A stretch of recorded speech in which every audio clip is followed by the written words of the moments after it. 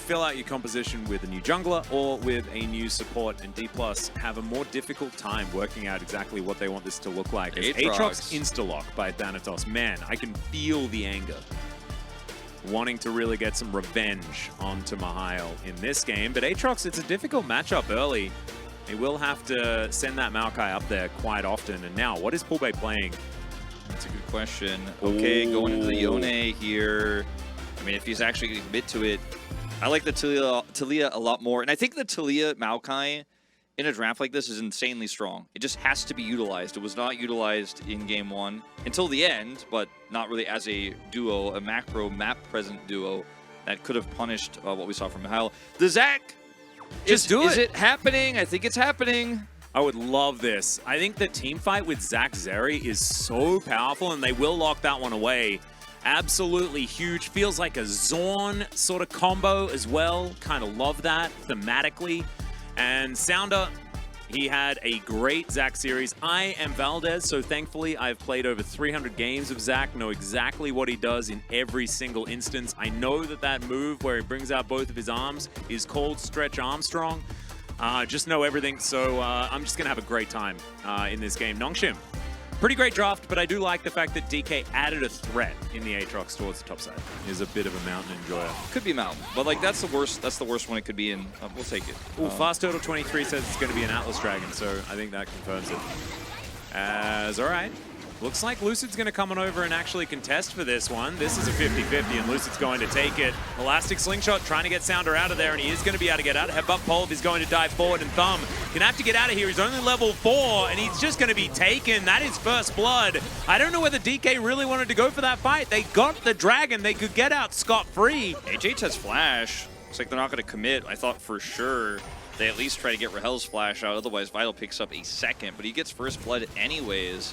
And you got the 50-50, just be happy with that. I mean, the Weaver's Wall wasn't fantastic, but it felt like when they saw that come up, they were like, well, we got to go on this. And they absolutely did not have to. As this time around, Poolbay is trying to use his ultimate for early impact. It's a bit of a nice little smite steal away here from Lucid. Weaver's Wall gets the flash out of Sounda. And then we're sticking around for some reason. Taliyah's still not here. She didn't ride the wall into her death. She just used it to try to zone. Bit of a miscommunication here on the side of D+, and something that's been plaguing them and their main roster we've talked about a lot, and I don't want to get too into it, is Vital. Yeah, he's gonna run the passive, gonna get procced, and there is the Void Seeker, but Vital, not even scared, didn't even change his movement, didn't go for a flash, just knew he was gonna be fine. It's a level 5 Kaiser. Problematic. Yeah, you can see Colmy going to miss an Emperor's Divide onto Poolbay and going to get the flash as the Seismic Shot was in great position. A little bit unfortunate there from the Nongshim mid laner, but they will still be able to secure this Rift Herald. They might be able to try and give this Azir a little bit of a gold buffer by placing it down in mid.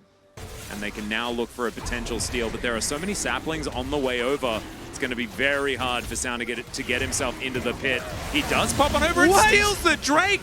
If you start the dragon, you do not get the dragon. Soul too. Oh god, it's a disaster. As now Sounder, he's bouncing. Vital is trying to get the damage down, finds an ulti. As now we've got the pullback. The Magnet Storm not exactly that valuable as Vital flashing into a wall, but he's still hitting. Lucid going to be taken down. Colmy grabbing that kill. And now you're going to see that Sounder not actually going to fall. The Bloblets made their way back together, and he's going to be A-OK. Cannot believe it's a third Chemtech Soul in this series, but at least we had that one buffer game. Yeah. Meanwhile, over here, well, you've got Thanatos in a lot of trouble still. He's finding some Qs, and he's pretty dangerous. Mihail wanting to try and catch up to him, though, and the Umbral Dash going to be enough. Mega Cone gets him back over, and feels like the unkillable Aatrox. Let's have a look at this one more time. Yeah, this is just a really nicely timed leap in here. 5 health. He just gets lucky on this one, and then over-committing to this fight. D+, you're trying to kill a Zac that has his passive available and his ult, so naturally he's going to survive for a really long time. Thumb takes a very long time to kill her. The Magnet Storm isn't great, so he's going to get out, but Lucid will pay for it with his life. It's Calmy who picks up 300 gold on that one. And you don't have poke, and you're just burst only. in terms of competing with that Zeri's damage in a longer fight. I also kind of think that with Zach, who is a really tanky boy, speaking of which, he's going to dive forward. I'm going to hold the thought for a moment as Thumb is going to get a headbutt onto Mahal to get him out of here, but still, Thumb is real dead. A teleport's coming in, and that is going to spell the end of the cow. Another kill for Zeri. The only kills here for Nongshim are on the carries, and I don't know about contesting this. I mean, you have no control whatsoever. Polbey can try to Weaver's Wall his way in. Yeah, he is trying to find a seismic shove, doesn't get it onto Mahal though. And now the Emperor's Divide is going to miss. Possible opportunity here as the Weaver's Wall, the Nature's Grasp, they split up Nongshim, but they are fighting a man down. Sounder is going to be taken out. His passive still on cooldown. Lucid locks down the Herald as now Mahal going to have to stun and run. He does so, but he's still going to get taken out. Rahel, he grabs that one. Double H crashes down to his death. And Vital, nothing he can do. Really beautifully played here by DK, identifying cooldowns and then just playing to it. Mr. Duskblade over here is pretty scary, and he's in fact grabbed himself another serrated Dirk. So it wasn't actually the Black Cleaver build. He is just going exactly the same as what we've been seeing. Yeah. Full lethality with a little bit of a shield as well. Feeling nice about that one as now Mahal is bearing the brunt of it. There is a Dominus. They're starting this Baron. I mean, they actually think they can do it. Nongshim are just going for it.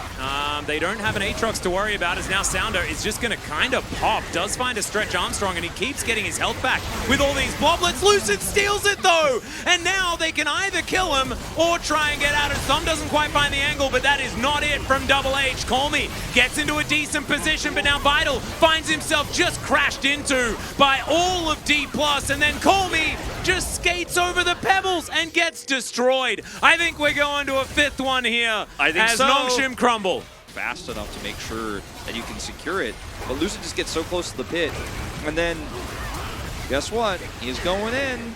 He's on top of the Baron. Doesn't even need the flash to get into range. It's a 50-50 at HH. Oh. He has flash, but the position here is too awkward for him to actually commit forward until the last possible second where he knows he and his team are dead unless he gets a miracle engage, and he does not. And this interrupted. Thanatos gets the interrupt, and I don't even know whether it would have changed anything, to be honest. honest. Probably not. It saved Thanatos, or rather saved Meow from dying. Well, that is a very, very nice seismic shove onto Vital as Thanatos is going to be able to pull back Mahal here. Oh, that's a gigantic shard. And straight back into the open arms of the Aatrox, collected by Polbey. Really beautiful play from the Talia as he Weaver's Walls over, looks for Call Me, but he's going to Mega Cone his way out. Sand Soldier going to run away as at least Nongshim do not lose anyone in this situation, but still, I don't like. They won't gain anyone though either, will they? How does this become okay? Is Weaver's Wall going to interrupt the Elastic Slingshot? Now Sounder, all he can do is flash, and he's not going to be able to do that. They just keep them out of the pit. They've got so many tools to do so. As Mahal going to get dove on top of by Rahel. This guy does a lot of damage with those auto attacks, and we can see it right there. Passive goes pop, and so does the Croc. And now Thanatos able to just run up this mid lane. They've got this inhibitor down already. 39 seconds on that one, so they're going to have to keep their eye on the timer a little because they could get trolled. Still, Sounder now looking for that angle. They don't have their Crocodile, but maybe there's a fight that they still have in them. Emperor's Divide still a powerful tool. Still two turrets here. The pebbles are down. Yeah, the Zac flank ain't fantastic, though, because the Stretch Armstrong ain't finding anyone. Vital they're just gonna have to hoping. get out of there. Standing stalwart in the front line, the unkillable monster tree. As they're now fighting for it. Mahal caught on the flank angle, but does have a slice, trying to keep Thanatos out of here. There's the Weaver's Wall, though, and look at this wombo combo. Just so much CC. Sounder going to pop into all of these bloblets. They could theoretically teleport onto one of them, but they're not going to be able to. He just goes down. That is a dead Renekton as well. Emperor's Divide lands into the backline, but Call Me is just an afterthought. Vital, he's going to get chased down by Polbey as well. The threat of volley is decent, but Vital's going to flash, trying to keep himself alive. Skates out of there, and he will live to tell the tale. However, he's going to have to do it from a dead Nexus, I think. Yeah, I don't know if he'll ultimately end up living here or not, because he's probably going to just walk towards them and try to clear waves. Who knows what he'll do. The game is 100% over no matter what choice he makes. He's going to heal up here and come over and watch the Nexus explode, see if he does live or not.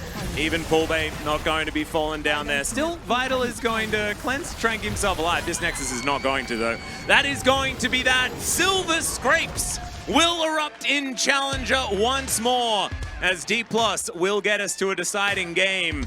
5 games, we're going the distance, and D+ really bringing it back here in a big way in this one. And I got to vote. I totally forgot about that. And this time, the Taliyah and the Maokai made huge impacts early. This time, Sounda spent the entire early game trying to punish Thanatos and came up completely empty. Couldn't actually lock him down, couldn't kill him. Got his turret eventually, but the bottom side went so well while they were committing everything to trying to get this Aatrox and just not finding that success. Richie35, stop being mean, dude. It's not very nice. What did he do this time? He just said Cast is making him sleepy.